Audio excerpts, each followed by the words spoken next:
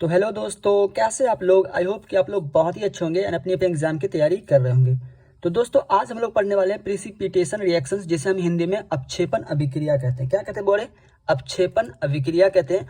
And इससे पहले वाले वीडियो में हम लोग 5 नंबर रिएक्शन तक हम लोग देख चुके थे। एंड आज हम लोग छठे नंबर के रिएक्शंस को देखेंगे, जिसका नाम है प्रिसिपिटेशन रिएक्शंस, जिसे हम हिंदी में अपक्षेपण अभिक्रिया कहते हैं। जो बिहार बोर्ड से वो भी स्टूडेंट है, जो सीबीएसई से वो भी स्टूडेंट देखें, दोनों को आज क्लियर करने वाला हूँ इसका क्या प्रॉब्लम है और इसे किस तरह लिखेंगे एग्जाम में अगर बाय द वे आ गया तो। वैसे ये ज़्यादा इंपॉर्टेंस नहीं है, जो इंपॉर्टेंस था मैं पढ़ा दिया, और जो आने वाला जो रिएक्शन है वो भी इंपॉर्टेंस, बट इतनी ये रिएक्शन उतना इंपॉर्टेंस नहीं है। बाय द वे अगर इसे याद नहीं रखते हैं तो भी कोई दिक्कत की बात नहीं है, ठीक है। तो चलिए इसे समझते हैं। काफ़ी शॉर्टकट है, मैं इसका आंसर लेके समझाने की कोशिश करूंगा। मैंने लिखा है कि there are some chemical reactions, कुछ ऐसे केमिकल रिएक्शन जो होते हैं such that a product separated form to solution in a form a solid. मतलब कि कुछ ऐसे केमिकल रिएक्शंस होते हैं जिनमें कई प्रतिफल जो होते हैं, मतलब इससे हम लोग प्रोडक्ट को हिंदी में प्रतिफल कहते हैं। जो बिहार वाले स्टूडेंट है वो जानते होंगे इसके बारे में, है कि नहीं। तो मतलब कि जिनमें कई कोई प्रतिफल जो होता है वो ठोस के रूप में विलयन से अलग हो जाता है। तो यहाँ पे जो बताया गया प्रोडक्ट जो है वो सेपरेट हो जाता है, सेपरेट मतलब अलग हो जाता है और फॉर्म ऑफ सोल्यूशन से। किससे बोल रहे? सोल्यूशन से क्या होता है, वो अलग हो जाता है इन अ फॉर्म ऑफ सॉलिड, है ना, ठोस अवस्था में। ठोस के रूप में क्या होता है, विलयन से वो अलग हो जाता है, सेपरेट हो जाता है ना। सच रिएक्शंस, ऐसा रिएक्शन जो होता है वो क्या कहलाता है, वो कौन सा रिएक्शन कहलाता है? प्रेसिपिटेशन, है ना, प्रेसिपिटेशन रिएक्शंस कहलाता है, अपक्षेपण अभिक्रिया कहलाता है। आप इसे याद रख सकते हैं। जो बिहार बोर्ड से वो भी बच्चे ऐसे लिख सकते हैं कि कुछ ऐसे रासायनिक अभिक्रिया होते हैं जो जिनमें कई प्रतिफल ठोस के रूप में जो होता है वो विलयन से अलग हो जाते हैं। ऐसे अभिक्रियाएं सब अपक्षेपण अभिक्रियाएं कहलाती है। इस तरह आप लिख सकते हैं। ओके, कोई दिक्कत नहीं है। आगे मैं अगला स्टार जो लिखा हूँ उसको देखिएगा। द सॉलिड सब्सटेंस, मतलब जो ठोस पदार्थ जो होते हैं, ठोस पदार्थ है ना, जो ठोस पदार्थ जो होते हैं डेट सेपरेट्स, जो अलग हो जाते हैं, इस कॉल्ड, वही क्या कहलाते हैं? प्रिसिपिटेट कहलाते हैं। क्या कहते हैं? प्रिसिपिटेट कहलाते हैं, प्रिसिपिटेट कहलाते हैं। ओके, जिसे हिंदी में हम लोग अपक्षेप कहते हैं। क्या कहते हैं बोले? अपक्षेप कहते हैं। तो मतलब हिंदी में इसको बोला जाए तो इस तरह बोल सकते हैं कि जो पदार्थ अलग हो जाते हैं, मतलब कि अलग होने वाला जो ठोस पदार्थ होता है उसे हम क्या कहते हैं? अपक्षेप कहते हैं। क्या कहते हैं? अपक्षेप कहलाता है, ठीक है। तो हिंदी इंग्लिश में इस तरह बोल सकते हैं, the solid substance that separates is called the precipitate. Okay, for example यहाँ पे मैंने लिया है, इस एग्जाम्पल को मैं काफ़ी पहली बार भी चर्चा नहीं कर रहा हूँ। इस एग्जाम्पल मैंने डिस्प्लेसमेंट रिएक्शन में काफ़ी चर्चा कर चुका हूँ, इसके बारे में काफ़ी डिटेल्स में मैं बता चुका हूँ। और इससे पहले वाले वीडियो में मैं बताया था कि ये जो रिएक्शन हो रहा है वो यहाँ क्या, कौन सा रिएक्शन है? प्रिसिपिटेशन रिएक्शन है, अपक्षेपण अभिक्रिया है।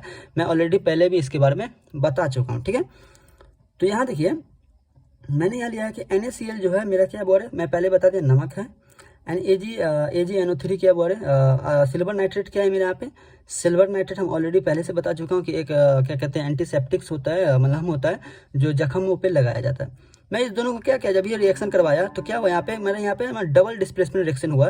एंड ये क्या हुआ, सोडियम चला गया NO3 के साथ, और ये जो क्लोरीन था वो चला गया सिल्वर के साथ। तो यहाँ पे सिल्वर क्लोराइड बना एंड यहाँ पे क्या बोल रहे हैं, सोडियम नाइट्रेट बना। ये जो था मेरा, ये इसका सिंबल के बारे में पहले ऑलरेडी बता चुका हूँ। ये जो सिंबल होगा, अगर नीचे की तरफ एरो होगा, एरो हेड नीचे की तरफ लगा होगा, तो समझ जाना है कि यहाँ पे जो मेरा जो क्या कहता है, ये जो बन रहा है वो क्या अपक्षेप के रूप में बन रहा है। तो बस यही, इसी के कारण हमें ये रिएक्शंस को पढ़ना है, प्रिसिपिटेशन रिएक्शन जो अपक्षेप के रूप में यहाँ पे बन रहा है, ठीक है। ये जो मेरा बनना है क्या बना, अपक्षेप बना है। हिंदी में अपक्षेप कहते हैं एंड इंग्लिश में प्रिसिपिटेट कहते हैं, ठीक है, याद रखिएगा। अब प्लस यहाँ पे मेरा क्या बना, सोडियम नाइट्रेट बना। सोडियम नाइट्रेट के पहले मैं चर्चा कर चुका हूँ। ये सोडियम नाइट्रेट क्या बोले, जो जो खेतों में खादों के लिए खाद जो इस्तेमाल किए जाते हैं वही है ये चीज़, उसी को ये खेतों में इस्तेमाल किए जाते हैं जो पानी के pH मान को बराबर रखे, ठीक है। तो इसके लिए हम लोग सोडियम नाइट्रेट का इस्तेमाल करते हैं, ठीक है। अब यहाँ देखिएगा मैंने लिखा है कि जब ये रिएक्शन हो गया तो रिएक्शन के बारे में जानना जरूरी है। तो मैंने लिखा है कि व्हेन डबल डिस्प्लेसमेंट रिएक्शंस, जब हम क्या करते हैं, दो उभय विस्थापन होता है between a solution sodium chloride, जब sodium chloride and solutions of silver nitrate, मतलब जब हम सोडियम क्लोराइड के सोल्यूशंस को सिल्वर नाइट्रेट के सोल्यूशन को क्या करते हैं, दोनों को मिक्स कर देते हैं।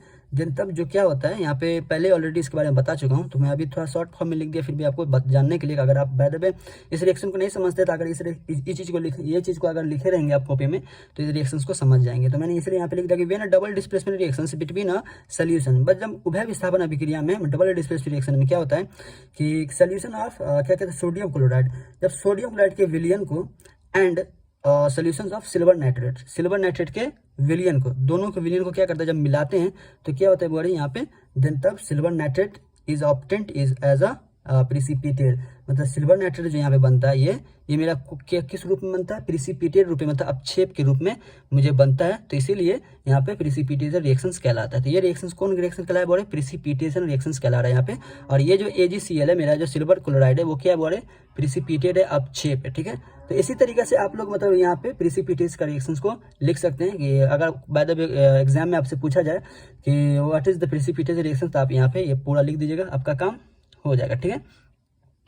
एंड बाय द वे ये चीज़ नीचे में नहीं था दिख रहा है, थोड़ा प्रॉब्लम है, इसलिए मैं पहले बोल दिया हूँ। यहाँ से देन के बाद जो है, देन के बाद आपको लिखना है सिल्वर नाइट्रेट, देन के बाद आप लिख लीजिए then silver nitrate is obtained as a precipitate.